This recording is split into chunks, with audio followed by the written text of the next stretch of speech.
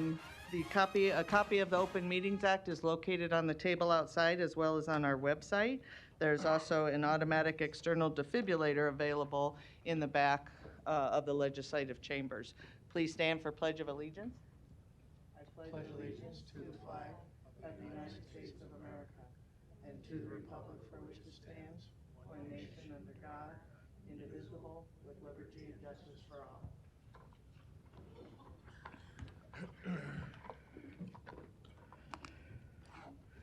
Again, good morning to everyone. We'll begin with the agenda for the Douglas County Board of Equalization. Roll call, please. Commissioner Boyle? Here. Commissioner Kavanaugh? Here. Commissioner Friend? Here. Commissioner Garcia? Here. Commissioner Rogers? Here. Commissioner Morgan? Here. Madam Chair. Present. Item A, approval of the minutes of the Board of Equalization meeting held Tuesday, June 7th, 2022. And item B, call for a meeting and set Tuesday, June 21st, 2022 as a date for hearing on certified assessment corrections reflecting the addition of omitted property to the tax rolls or increased value on property. Is there a motion to approve A and B? So moved. Second. Motion by Commissioner Rogers, second by Commissioner Morgan. Please vote.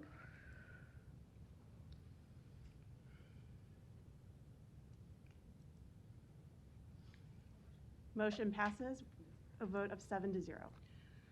Next are citizen comments. Anyone in the chamber or on Zoom wishing to speak to the Board of Equalization about an item not on the agenda?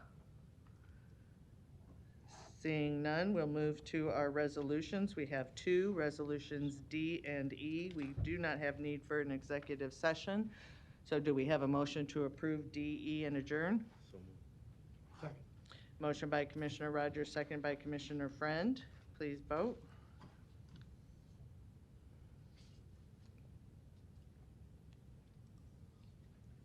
Motion passes with a vote of 7-0.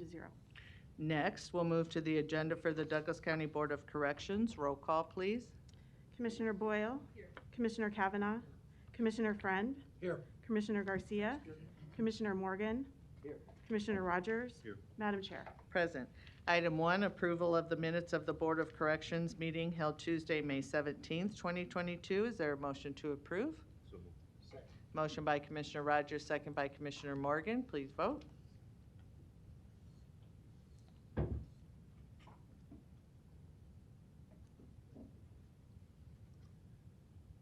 Motion passes with a vote of 7-0. Next is citizen comments. Is there anyone in the chamber or on Zoom wishing to speak to the Board of Corrections about an item not on the agenda? Seeing none, we will move to the report from our Director of Corrections. Good morning.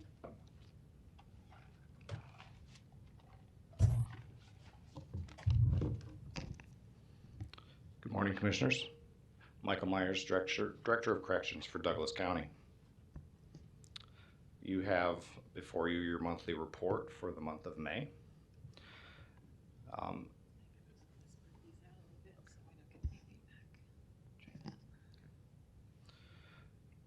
Entering the final month of the fiscal year, we were just under $2 million under budget.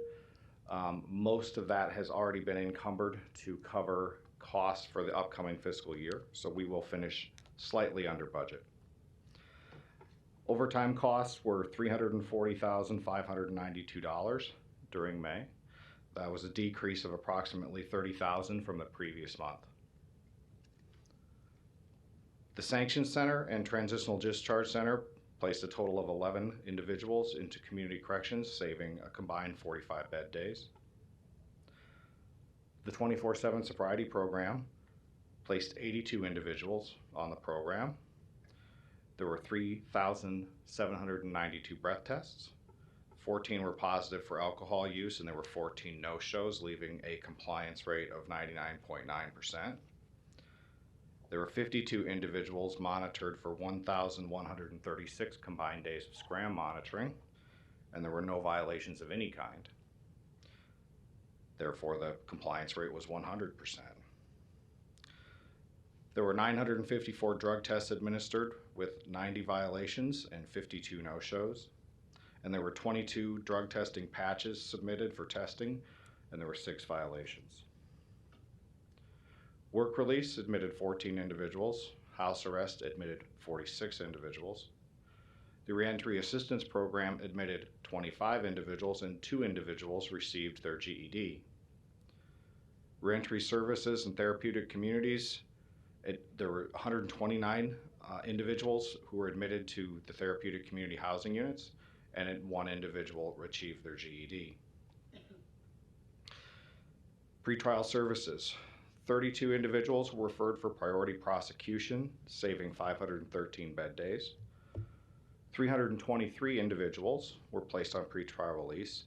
1,081 were managed over the course of the month on pretrial release with a 93% compliance rate. And 123 individuals visited the law library. Training sessions were held with local law enforcement agencies in preparation for the launch of our public safety assessment and the enhanced pretrial release program. The start of the new program has been pushed back to July due to a delay in receiving the NCIC access, that is the National Criminal Database, required for our pretrial services to complete nationwide background checks on the participants. Enclosure number 3, compliance. Regular annual documentation is being completed for all of our compliance processes. And next month, July 11th through the 15th, we will have our PREA, or Prison Rape Elimination Act audit, and that audit will cover both of our facilities, community corrections, as well as the jail. Enclosure number 4, personnel. We had a rough month attrition-wise. We had 12 officers below the rank of sergeant who left employment in May. Reasons for these departures varied from accepting out-of-state, moving out of state, to accepting employment with other agencies, and 2 of them were due to personnel matters. 5 officers were promoted from Correctional Officer 1 to Correctional Officer 2. 12 officers began our training academy on May 16th. We have created a Department of Corrections LinkedIn and Facebook pages to aid in promoting DCDC and in recruiting and awareness of the career opportunities at DCDC. Several officers received awards for meritorious service during May. Enclosure number 5, population. There were 1,318 admissions. There were 1,322 releases. Our high count was 1,061 and our low count was 999. The average daily population was 1,035. While that was an increase of 19 from the previous month, that still is lower than we've experienced in previous years at this time. Our custodial sanctioned bed days were 112. The U.S. Marshal population increased. The felony and pretrial population increased slightly. The misdemeanor pretrial population remains stable. Probation violations decreased slightly. And 19% of our population was between the ages of 18 and 24. 62% of our population were minorities. And 15% of our population were female. Enclosure number 6, medical. There was 1,339 intake screenings, 373 health and physical assessments. Inmates were sent out 19 times for emergent medical care. 8 of those were by 911. There were 7 hospitalizations, which resulted in 7 hospital admissions, which resulted in 7 days of hospitalization. And there were 71 off-site specialty visits. Enclosure number 7, mental health. There were 129 initial psychiatric assessments, 4 initial mental health assessments, 89 mental health infirmary placements. There were 190 individuals placed on drug and alcohol withdrawal protocols. There were 3 referrals to the Board of Mental Health, and there were no transfers to long-term psych facilities during May. We continue to respond to the COVID-19 pandemic. We had a little bit of an uptick, but it has stayed, I would say, steady, and hasn't drastically altered our daily operations. We did have 5 known cases of COVID-19 among the incarcerated population, resulting in the quarantine of 4 housing units. 3 staff members tested positive throughout the month. Our staff vaccination rate remains approximately at 75%. During during May, we administered 24 doses of Moderna, 4 second doses of Moderna, and 10 booster doses of Moderna in the jail.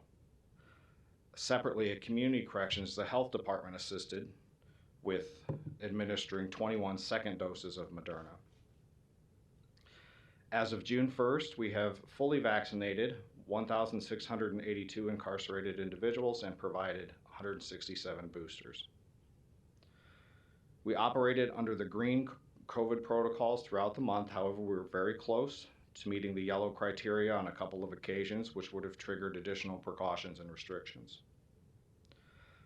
Body-worn cameras have been deployed in our higher risk areas of the jail, and a full rollout to all areas will continue over the course of the summer months. And finally, we regularly receive notes from our clients of Community Corrections and Reentry Services, and I'm going to take the opportunity to read one of them that we received today, if I can get it to fit on my phone. I came to this jail a gang-banging drug dealer. I was angry, volatile, and explosive. Anger and aggression had been issues throughout most of my life. The only time it wasn't when I was on the field under the lights or when I was in the military. I was content with my life the way it was. However, until about 3 months ago, I found out that I was going to have a son, and any day now he will be born. I don't want him to live the way I live. I know the best way is to lead him by example. I've learned the first steps of this process through the classes that I've received in my programs here. There is a light and a way through. So each day I try to be kind to someone and humble myself. For no one else owes me anything in life. I owe myself and my son a better life. I choose no more poor choices. And he did sign his name, but I'll hold that. Ready for your questions. It's a very good place to stop. Thanks, Mike. Any questions for Mike? Commissioner Cavanaugh? Thanks for this, Mike. Just to recap some of our metrics that we touch on. The average daily population of 1,035 indicate is up 19. Is that month to month? That from the previous month, yes. How about year to year? Do you have any idea? I don't know that my graph goes back that far, but it is lower. 2022 has trended lower than. Yeah, I'm struck by that because summertime's usually kind of a tick up in our population, right? I wish I had a good, solid reason that I could calculate for you as to why that's happened, Right. but we'll take it. Well, it's, yeah, good news. I think August is traditionally kind of a high month. It tends to build up over the course of the summer. You're correct, Commissioner. So, and actually, for the most part, this weekend it can change very quickly. Thus far in June, up until maybe this week, the population has been even lower than it has been in May. We've been routinely below 1,000. This week, it's kind of shot up a bit. I mean, it can shoot up 70 people in a week. So it maybe can in the change summer very when you come quickly. back to us, you could give us kind of a year Yep. over year thing. That's a kind of a longer view. The staffing and, this personnel thing I've talked to you about before is kind of on 2 different pages. Staffing is in kind of your budget report, and then personnel is in a later thing. I don't know, but it would be easier to find, at least for me, if personnel included the summary of department staffing. However, Authorized staff, 492, on hand, 434. And again, shortfall on that is correction officers. Authorized 349, on hand 301, so basically 50 short. Correct. The losses that you suffered, are those mostly in that CO CO category? Sometimes CO1s to CO2s. Yes, Yeah. mostly. And they're lumped together in that corrections officer Correct. Yeah. graph there. So,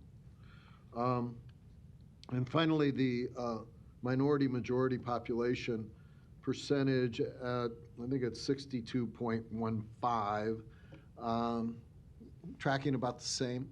Yes, and you had asked me some longitudinal reports last month on to have that, and our admissions manager is working with somebody on DOTComm to develop that, and so that those will hopefully be in my report next month. That's great. I mean, I think that's page 41, and it's problematic. As long as I've been here, we've had a majority-minority population behind bars, both at the correction center and at the youth center.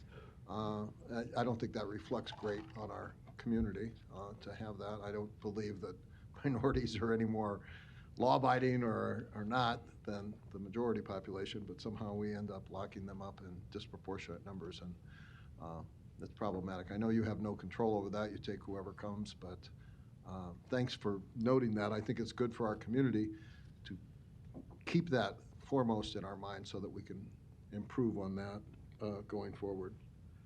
And only 3 positive COVID cases over the month among staff. Among staff, yeah. Are vaccinations, the boosters and stuff, still available on site? Yes, they are. To both our staff as well as the incarcerated population. Do you have any idea among staff what the vaccination rate's running at right now? I'm going to say it's approximately about 75%. Okay. 1 minute. And you promote that actively? We do. Right. Yes, we encourage it all the time. Thank you. Commissioner Friend? Thank you, Madam Chair. Mike, thanks again for the report. It's like a broken record, I guess. The departures are always a concern. Mm-hmm. They're obviously a concern to you, and they are to us. I think I can speak for everyone here in that regard. Are there, it may be early in the process, are there, and we can talk offline too about some stuff as well, but are there some numbers that show any identifiable data to this point? It's, like I said, it's pretty early, that the state correctional department pay increases directly affected us? I mean, is it safe to say it already has? Indirectly, yes, because there are other agencies that are responding to the state's move, and there's a lot of rumors. There's a lot of, we have lost some people to some neighboring agencies, and those former employees are trying to recruit their buddies to come join them. So that's been some of the issue that we've been experiencing. Right. So finally, Mike, and again, I keep saying it. I think we have talked about this, but at what point we lost 12 in a 30-day period? At what point does it that number doesn't necessarily reflect that you're at critical mass, right? I mean, at what point do your staffing levels get to a point where you cannot function? Is it 20? Is it, what happens if 20 in a month left? We're down, and you've got 12 going to the academy on, they're going to be done This week, actually. Okay. All we're doing is replacing what left. Correct. So at what point are you going to blink at us and tell us, okay, it's time now? I mean, at what point does that come? So to give you, during my first summer as director, we had about 30 fewer officers than we do today. And we had about 250 at least, maybe even 300 more inmates than we had today. And that is not a summer I want to repeat. So we are at a point where I'm taking immediate steps. I had a meeting yesterday with my leadership team, the leadership of the Fraternal Order of Police, leadership of the African American Correctional Officers Association, and the Corrections EULA president as well, because they are short that area. Our records department is struggling as well with staffing. To generate ideas on how we can attempt to curb some of the ordered overtime that's currently happening, as well as any ideas that we can have to start bringing up staff morale. And we had a very good meeting. We implemented a few steps yesterday. We're going to meet weekly, that group of people, as we kind of try and have a unified front to game plan on how we can get through the summer. And we do I've noticed as director, we tend to lose people in larger amounts in May and June each year. That could have something to do with the shift bid that takes effect in July, or it could have something to do with sort of just people have finished school, or they're moving up in their careers. But we have had that pattern in the past as well. Okay, well, that puts some context around it. I guess we'll just have to we'll have to remain vigilant and deal with these issues as they arise. But we don't like to be reactionary, but at the same time, sometimes you're forced into that. So we'll just continue the dialogue. Thank you, Mike. Commissioner Morgan? Thank you. Mike, the 12 that left were under sergeant, and out of how many would that be? I'm just thinking about the percentage we lost in that 30-day period. One moment.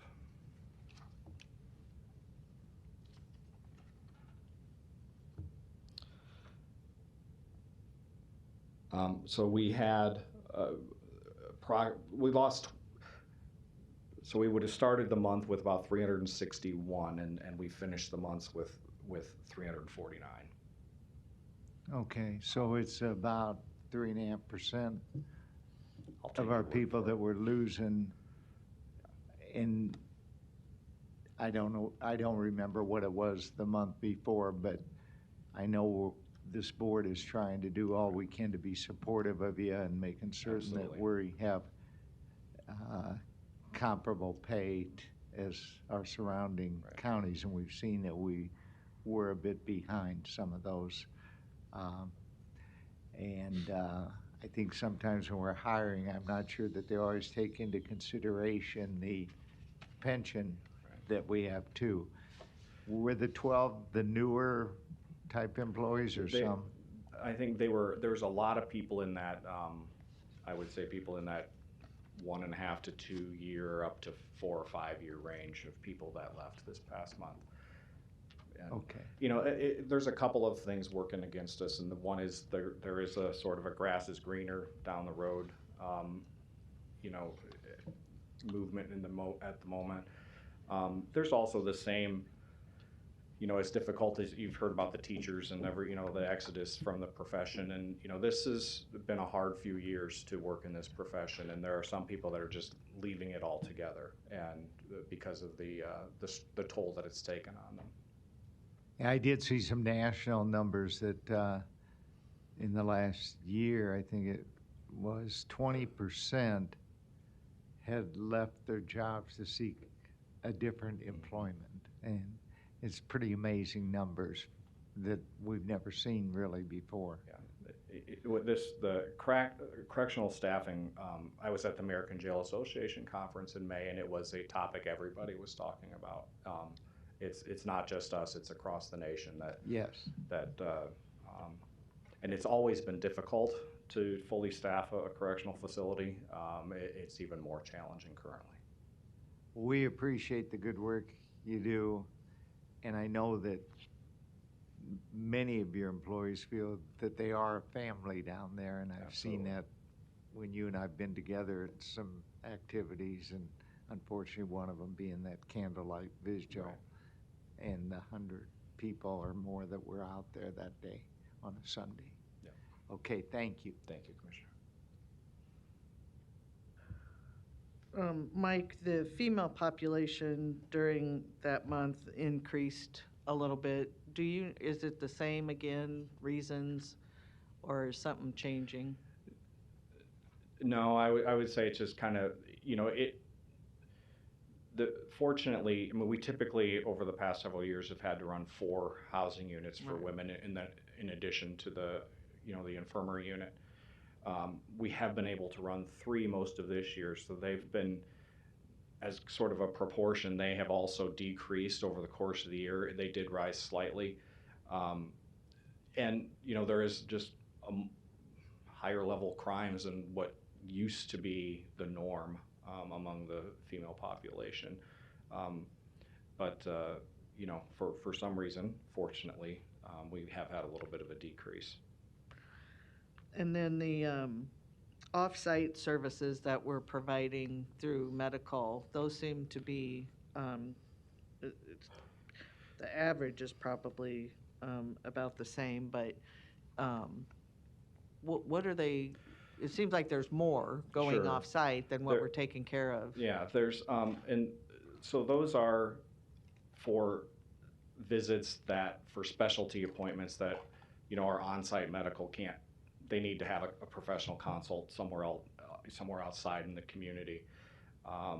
You know, be that cardiology or whatever. So we're seeing an increase in those Yeah, requests or there's been needs. more. You know, the physical health of our inmate population has become a little more problematic as well and requiring more care. Okay. And I started to include that in my summary this month because, you know, I hadn't previously. Those are, you know, those are a driver of costs. Mhm. You know, even though they're not staying overnight in the hospital, so it's not like staffing an extra housing unit 24 hours a day. Mhm. We do have to have, you know, more than one person present, you know, driving this person out into the community, seeing the physician who they need to see, and coming back. And we did that, you know, 71 times in a month. Right. Okay. All right, no other questions or comments? Thank you, Mike. Thank you. We don't have need for an executive session. Is there a motion to adjourn? Motion by Commissioner Rogers, second by Commissioner Morgan. Please vote.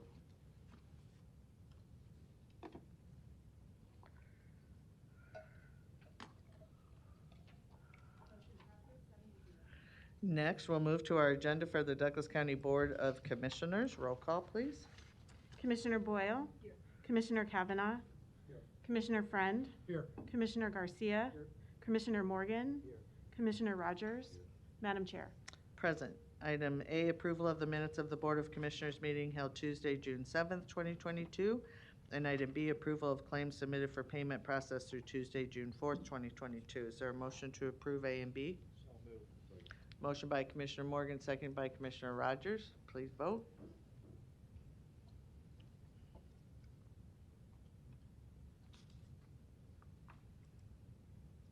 Motion passes 7-0. Next is the consent agenda, items A through 13.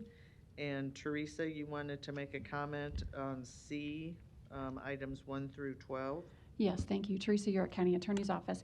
I just wanted to make the commissioners aware that we made a minor change to paragraph 6 for C 1 through 12, just to make it the most current language. And just in case you all looked at it yesterday or the day before, and that those corrected versions are before you today. Okay. Commissioner Kavanaugh? Yes, just a quick informational question of Ms. Havakati regarding primarily the items under C, but there's some other items on here as well related to funding for juvenile services. Primarily, it appears with at-risk children. And we talked before the meeting briefly. I'm just interested in maybe a couple of things. Going out, how do we gauge the effectiveness of these programs? You know, what are the metrics we're looking at? Real quick, our average daily population, or our daily population today at the Douglas County Youth Center is 68. And one metric certainly is how many kids are we locking up? And maybe looking at this over time, we could revisit this in a year and see if all the money that we're dedicating to this, and this item C represents over $1 million of grant funds, it looks like. Is it having an impact on that? And there are probably other metrics that you could come up with that would help us gauge the effectiveness of these things. I'm just thinking, if we're going to go forward, we owe it to the public, the taxpayers, to gauge the effectiveness over time of substantial resources, in this case, over $1 million going forward. My other question is the sustainability of this program funding. These appear, based on the information we have in front of us today, to be grant funded. Is that permanently grant funded? Is that grant funded for a year? The almost $1.2 million that we have on our agenda today, what's the projection going forward and the sustainability of this? How's the funding for that handled? Sure. With regards to the community-based grant funds, that's a state grant through the Nebraska Crime Commission. Mm-hmm. That is set by Nebraska statutes, by the senators, as to the amount. So until they change the statute, it's a $6.5 million amount that goes to the Crime Commission that's then divided among all the counties in the state based proportionately on the number of children in specific age ranges. So yes, as far as I can see into the future, unless the senators decide to take that or change that statute, that grant funding will continue years into the future. Just let me ask one additional question on that. Are all of these funded from that source? Yes, they are all funded from that source. Douglas County gets approximately $1.2 million because we, of course, are the highest populated county. And that is what is funding all of the community-based grant funds. Okay. And then as to the metrics going forward, I mean, certainly one would be the average daily population. How many kids are we locking up? Are there others that we could look at maybe in a year to judge the effectiveness? I think we can also look at the number of court filings. We can look at how many referrals to the Juvenile Assessment Center that was received, how many successful diversion programs, because a lot of the programs listed under C on the consent agenda are used by our Juvenile Assessment Center to divert kids from the system, so we can look at the success rates of that also. Okay. So maybe in the periodic reports that we receive from your office, we could get some of that. Like when we were talking about the corrections report, maybe begin with a look back of where were we a year ago on some of these metrics, where are we now, and then a year from now we come back and we say, okay, it's better, it's worse, it stayed the same. In our quarterly report, when we report to the board, we could include all the data from the Juvenile Assessment Center, and we have that over many years also, so that you can see the longevity of that and where the changes are. That'd be great. Thank you. No other questions or comments? I think there was a motion to, no? No. I move to approve the consent agenda with the removal of item C6. I need to abstain. C6. So A through K minus C6. Please vote. One moment, please.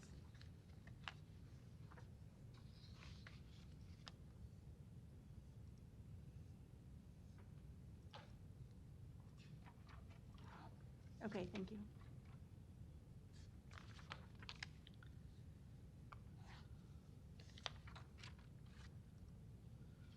Motion passes 7-0. We'll go back. Is there a motion to approve C6? Second. Motion by Commissioner Boyle, second by Commissioner Morgan. Please vote. One moment.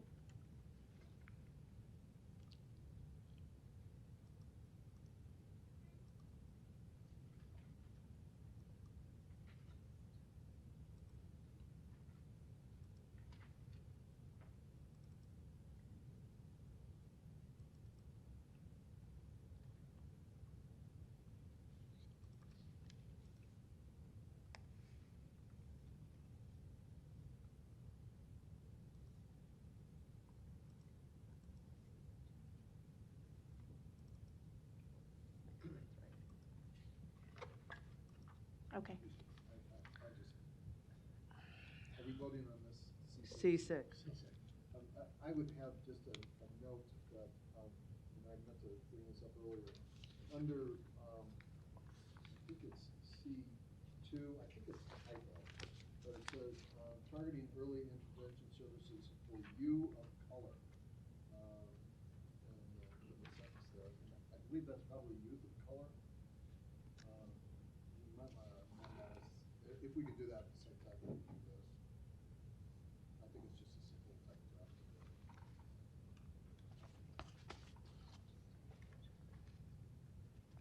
It may just be on our agenda, not necessarily in the actual paperwork here.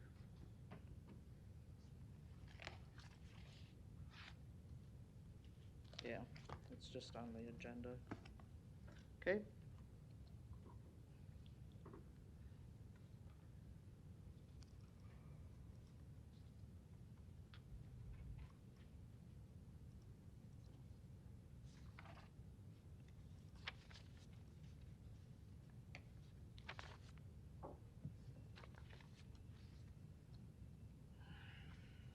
Okay, you may vote.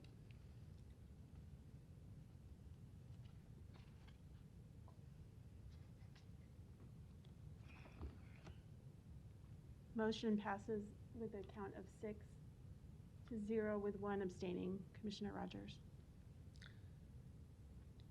Next, we'll move to recognition proclamations. We have 2 employees that are retiring, one from our Douglas County Clerk of the District Court's office after 27 years, Tracy Callahan, and also Michael Hendricks, who worked for the Douglas County Department of Corrections for 20 years.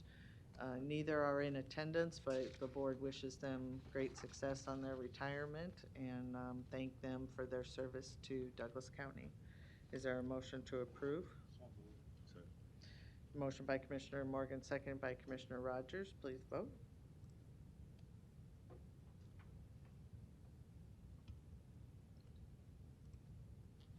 Motion passes 7-0. Next are citizen comments. Is there anyone in the chamber or on Zoom wishing to speak to the Board of Commissioners about an item not on the agenda?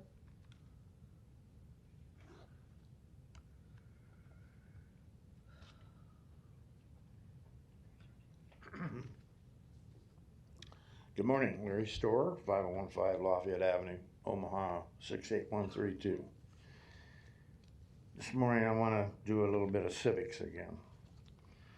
But I want to put a little bit of shame on this body and the body that meets in the afternoon, the junior body, because in May and June there were some things that were not recognized by anybody on these panels. One was a national recognition of veterans and people that gave their lives in service to this country. Another was D-Day. I was here. I heard nothing. I didn't see anything on the printed agendas either. But some other people were able to get their words in. I want to remind you the Declaration of Independence and the Constitution cannot be separated.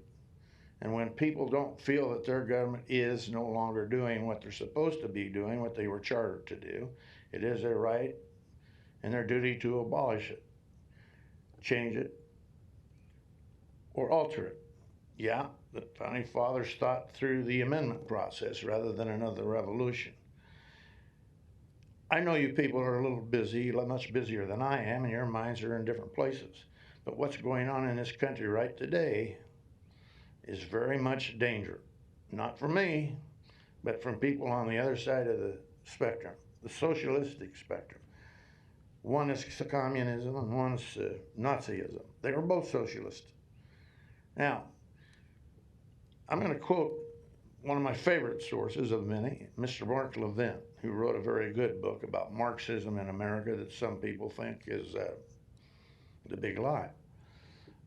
But he is a very informed professor also. He refers to these show trials that are going on in Washington right now, and I think I agree with him. Show trial that Joseph Stalin used to push people out of the government and the country, along with starving them to death, to take over a government, to take over a country. There was no due process in this process from January 6th and before during the election. There has been no due process as we understand it under the Constitution. Some people were warned before January 6th. The president warned them and requested troops, requested militia. Was refused by Pelosi and Schumer, but they had foreknowledge from the FBI that there would be trouble, and they did nothing. Yet they turn around and say that was Trump. Trump did that, and he had no right. But the next day they called it an insurrection. Read your Constitution. In times of insurrection or war, the president is the commander-in-chief. They stole power from the president of the United States. There's supposed to be a separation of powers. I've listened to the last two so-called public show trials, including yesterday, which they did during the day so that most citizens couldn't hear it. Very little truth to what they're saying. And what's going on right here is they're pitting us against each other. This is exactly what Stalin did. This is exactly what Hitler did. And they're doing it to us. And I hear nothing from these bodies about that. But you swear allegiance to the flag and to a republic, and you yourselves use the word democracy. During these two show trials that's been so far, most of them use the word democracy hundreds of times. Then all of a sudden, Miss Liz Cheney all of a sudden changes from that to republic. What's up with that? Please take some time to listen and don't listen to the main media. 1 minute. The main media is listening to you. I'd like to grant just a little bit more time and reply about last week. An example of this, there was a little professor here that brought some students in for recognition. They didn't apparently like what I said at the podium. Apparently you didn't, and apparently the city council didn't. But nobody, either in those chairs or in that audience, talked to me about it. Along about 3:15, I came downstairs. They're lounged out in front of the door. I thought, well, there must be another recognition meeting. So I went over and I was very pleasant and I asked them, is there a meeting? No. Oh, well, may I have a moment of your time? And asked them, were you offended by what I said this morning? One of the young ladies who did not have a Muslim dress on or a Muslim headscarf on Time. told Thank me you, she Larry. was a Muslim. Thank you, Larry. She didn't quite understand. Larry, Well, thank you, Marianne. thank you, thank you. Thank you. Thank you, Larry. Thank you. Thank you. Public hearings, we can't respond to. I'm not going to respond. I was going to say, do I need to go there to make my citizens comment, or can I make it from here? No, you have to go there. I can go there? Okay. Teresa, you're at County Attorney's Office. You are at the meeting by virtue of being a commissioner and not a citizen, and so there are restraints upon your ability to respond to public comments via the Open Meetings Act. So my citizen's comment is simply, I want to applaud the U.S. House of Representatives for their bipartisan hearings of the attack on our Capitol staged by insurrectionists on January 6, 2021, in an attempt to overthrow the free and fair election of the President of the United States. They're doing a great job. It was outrageous to watch the hearings relay the videos of the attack on our Capitol by thousands of people organized and sent there by former President Trump. Thank you. Anyone else wishing to speak to the Board of Commissioners about an item not on the agenda? We'll move to public hearings. First public hearing is the public hearing is for a Class C liquor license, beer, wine, distilled spirits on and off sales for Nebraska Taco Inc., DBA Rusty Taco at 5405 South 204th Street. Manager application is Ryan Young of 16259 Reynolds in Bennington. And this is the public hearing. Is there anyone wishing to speak for or against? Seeing none, I will close the public hearing. What is the will of the board? Second. Motion by Commissioner Rogers, second by Commissioner Friend. Please vote.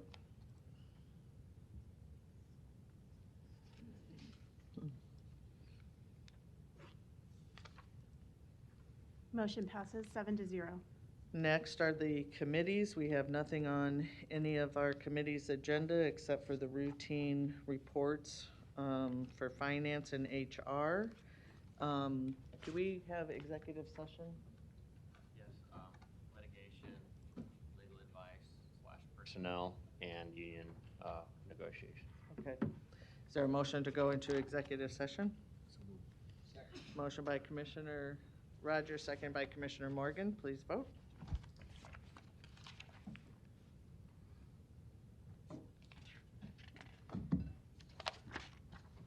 And just as we're going into executive session, please note that the Douglas County offices will be closed Monday, June 20th in observance of Juneteenth. Commissioner Kavanaugh?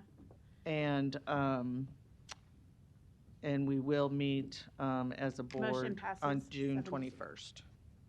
Pardon me, Madam Chair. Motion passes 7-0. Thank you. Okay, thank you. Recording stopped.